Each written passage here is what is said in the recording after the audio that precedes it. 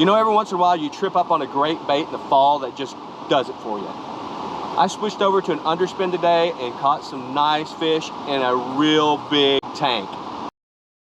Shane Flynn Outdoors, brought to you by Omnia Fishing. Experience the most personalized tackle shopping on earth. And by MMA Fishing, fight the bite. And by Lead Time Batteries, the ultimate power solution for your boating needs. Woo-hoo-hoo-hoo! What a big girl!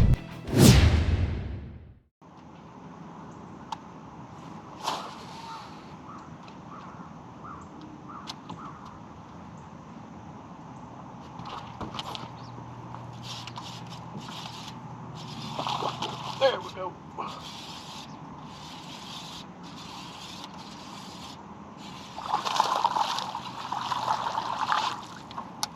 Alright, first bass of the day. Little 14-incher. He didn't hesitate to whack that thing as soon as it hit the water. Been out here about 15 minutes. It is cloudy, overcast. Thank you for getting the skunk off of me. Only fished about, like I said, 10-15 minutes.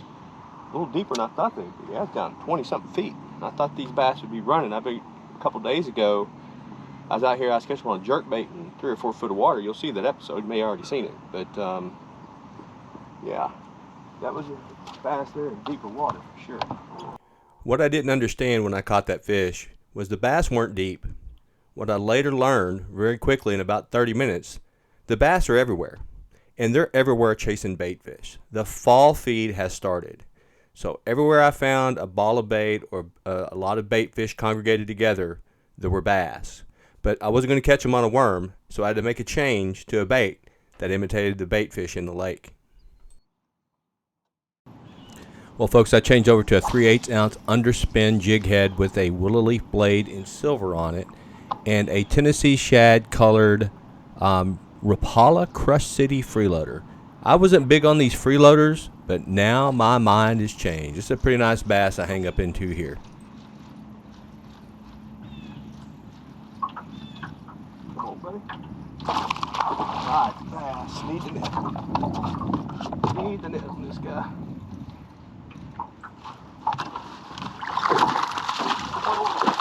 Ah, damn it! Jumped all, lost him right at the damn boat again. Jumped over the net. That's a nice 5-pounder too.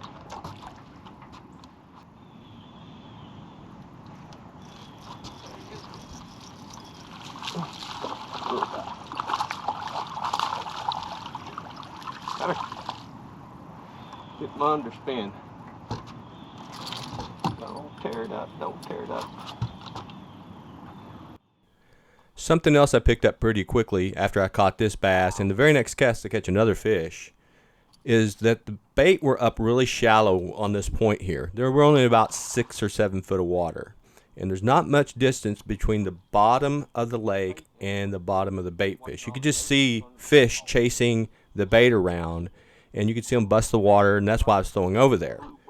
But later on, as I moved out towards the points, I found that the bait fish that are in a little bit deep water, 10, 12, 14, 15, 20 feet of water, the bass were hanging below the bait ball and ambushing up into the bait ball and attacking them from the bottom.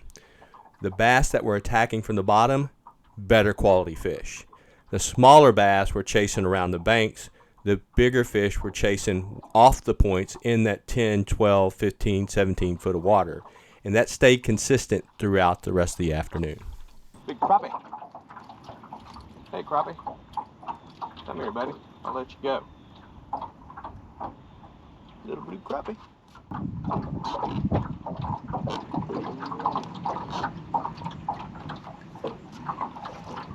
Oh, that's a good one.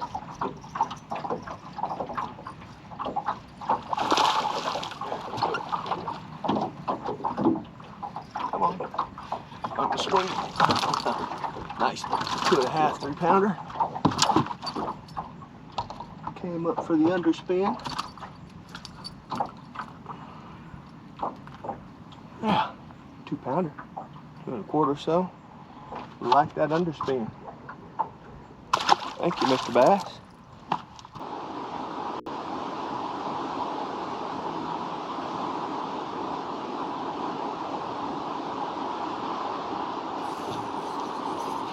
That's a good.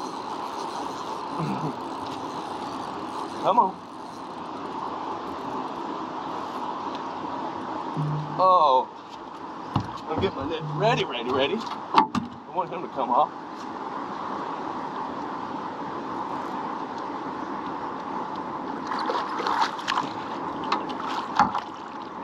Oh, he's not that big. He's got my drag set too light. But he's a fatty. Get you in here.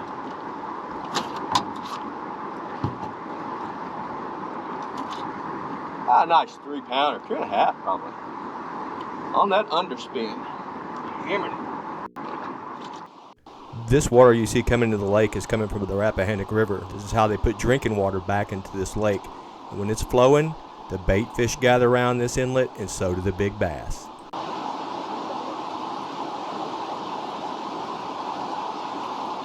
we go. Yeah, another kind of being tailed that thing. Woo! Tailed.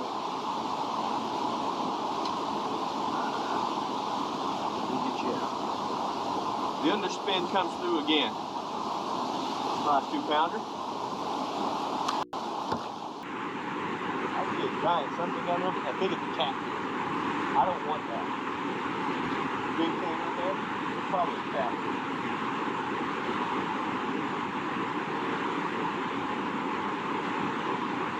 Don't want it. Whatever it is, I got him. No, it's the bass. Oh, 4-pounder. Oh, there we go. Another one on the underspin. Good. Nice. I ain't not quite 4. At least 3.5, man. Fat. Real fat bass. That underspin, I can't resist. Wow, that's a heavy bass. It's just really loaded.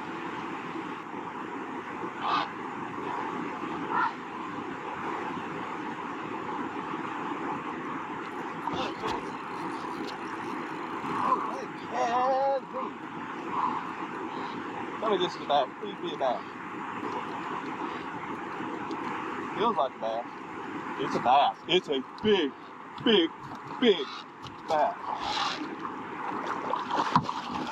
Oh, you got it in the net? Down the net. Wow. What a fatty. You gotta see how fat this bass is. I have never seen a bass. Look how fat this bass is. Wow, big bass. I'm gonna weigh him. This is fat. This is super fat. So I need to weigh this guy. Holy cow. This is 8 pounds. 801. Look at this. Look at this bass. 801. And he's got, look, you can see how fat he is. Wow. I'm gonna weigh him again. Let me get the drink here. I mean, I can't believe how short and fat he is. I gotta measure how long he is. We'll weigh him one more time.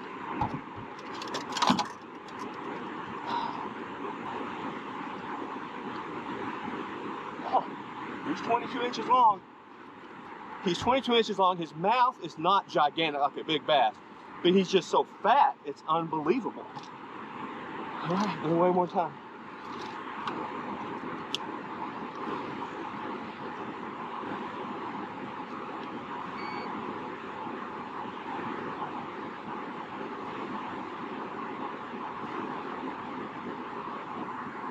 Eight pounds. Yeah, it's 8 pounds. It said 8 pounds 3 ounces that time. 8-pounder. Nice 8-pound bass. Nothing wrong with that. I just can't believe how short and fat he is. That's a big, giant 8-pound bass. Thank you, Mr. Big Bass.